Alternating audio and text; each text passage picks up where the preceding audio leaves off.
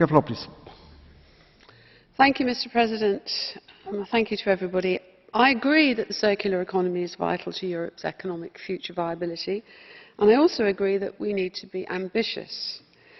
So I have no complaint at all with the thrust of Ms. Pietikäinen's report, but I find myself with some difficulty, as indeed I did in committee, in terms of supporting it in its entirety as it stands.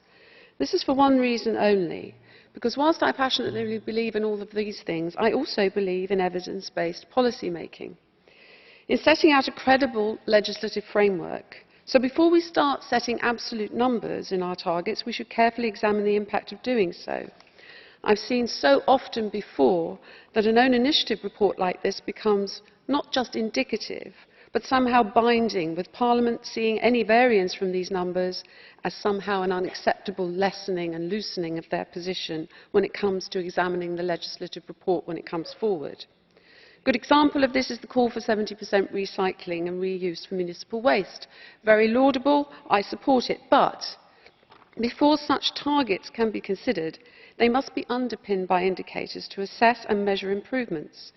There needs to be an impact assessment. We need to make sure that this is done properly, and I regret that we were unable to get some of these absolute numbers rather than principles removed from what is an initiative report.